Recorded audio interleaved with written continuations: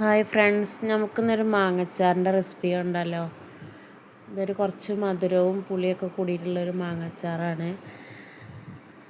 നമുക്കിത് എങ്ങനെ ഉണ്ടാക്കുക എന്നുള്ളത് നോക്കാം. ആദ്യമായിട്ട് കാണുന്ന ഫ്രണ്ട്സ് ഉണ്ടെങ്കിൽ സപ്പോർട്ട് ചെയ്യുക, സബ്സ്ക്രൈബ് ചെയ്യുക.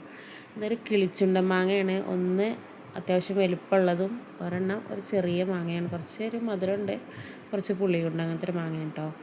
ചെറുതായിട്ട് മാങ്ങ കട്ട് ചെയ്തെടുക്കുക. കുറച്ച് ഉപ്പിട്ടിട്ട് ഒരു 10-15 മിനിറ്റ് നമുക്ക് കുറച്ച് സമയം ഒന്ന് ഉപ്പിട്ടിട്ട് വെക്കുക.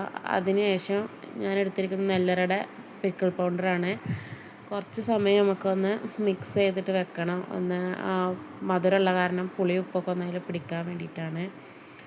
പിന്നെ നമുക്ക് ഇഞ്ചി, വെളുത്തുള്ളി, പച്ചമുളക്. വെളുത്തുള്ളി ചെറുതായിട്ട് ഇങ്ങനെ നടു പൊളിച്ചിട്ടാൽ മതി.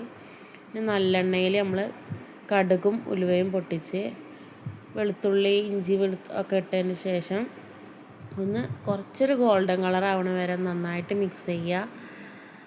അധികം ഗോൾഡൻ കളർ ആവും വേണ്ട, നല്ലാണ്ട് മൊരിഞ്ഞ് ഇതാവും വേണ്ട. ആ ഒരു രൂപത്തിൽ നമുക്ക് കുറച്ച് സമയം ഒന്ന് എണ്ണയിൽ ഇട്ടതിന് ശേഷം നമുക്ക് ഫ്ലെയിം ഓഫ് ചെയ്തിടുക. ഓഫ് ചെയ്തതിന് ശേഷം 2 ടീസ്പൂണ് നല്ല എരിവുള്ള മുളകും പൊടിയും 2 ടീസ്പൂണ് കാശ്മീരി ചില്ലി, പിന്നെ കുറച്ച് മഞ്ഞൾപ്പൊടി, ആവശ്യത്തിനുള്ള ഉപ്പ്. പിന്നെ നമുക്ക് ഉപ്പ് പോരാന്നുണ്ടെങ്കിൽ പിന്നീട് നമുക്ക് ചേർത്ത് കൊടുത്താൽ മതി. ഒന്നാണ്ട് മിക്സ് ആക്കിയതിന് ശേഷം നമുക്ക് ഫ്ലെയിം ഓൺ ചെയ്യുക. ഇപ്പം നമ്മൾ ഫ്ലെയിം ഓഫ് ആക്കിയിട്ടാണ് ഇട്ടിട്ടുള്ളത്. ഈ ഫ്ലെയിം ഓൺ ആക്കിയിട്ടതിന് ശേഷം എണ്ണയിലൊന്ന് മൂത്തതിന് ശേഷം നമുക്ക് വിനാഗിരി ചേർത്ത് കൊടുക്കാം. വിനാഗിരി ചേർത്തിട്ട് പൊടികളൊക്കെ ഒന്ന് അടിയിൽ പിടിക്കാണ്ടൊന്ന് നല്ലൊന്ന് മിക്സ് ചെയ്തതിന് ശേഷം നന്നായിട്ടൊന്ന് തിളച്ച് വരുന്നത് വരെ ഒന്ന് വെയിറ്റ് ചെയ്യുക. അത്യാവശ്യം നല്ല തിള വന്നിട്ടൊന്ന് പൊടികളും വിനാഗിരിയൊക്കെ കൂടി ഒന്ന് മിക്സായിട്ട് നല്ല തിളച്ചൊന്ന് കുറുകി വരണം. ഞാനിങ്ങനെയാണ് അച്ചാർ ഉണ്ടാക്കാറുള്ളത്. അതിന് ശേഷം നമ്മൾ അച്ചാർ പൊടി, ഉപ്പൊക്കെ ഇട്ട് വെച്ച മാങ്ങ ഈ തിളക്കുന്ന വിനാഗിരിയും ചേർത്തലേക്ക് ഇട്ട് കൊടുക്കുക. ഇട്ടതിന് ശേഷം നന്നായിട്ടൊന്ന് മിക്സ് ചെയ്യുക. നന്നായിട്ട് ഇളക്കി യോജിപ്പിക്കണം. അത്യാവശ്യം നന്നായിട്ടൊന്ന് ഇളക്കി നന്നായിട്ട് യോജിപ്പിക്കുക.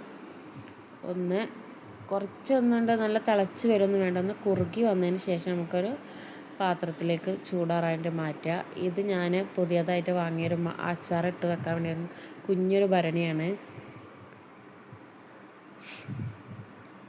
നമുക്ക് അച്ചാർ നല്ല ചൂടാറി കഴിഞ്ഞതിന് ശേഷം ഇതിലേക്ക് നമുക്ക് അച്ചാർ എടുത്ത് വെക്കാം, ആക്കി വെക്കാം കേട്ടോ.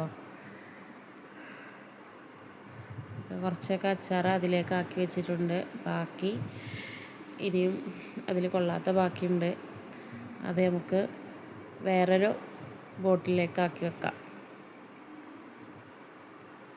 ഞാൻ ആദ്യമായിട്ടാണ് വീഡിയോക്ക് സൗണ്ട് കൊടുക്കുന്നത്. ലോങ് വീഡിയോ അങ്ങനെ ഇടാറില്ല, ഷോർട്സാണ് കൂടുതൽ ഇടാറുള്ളത്.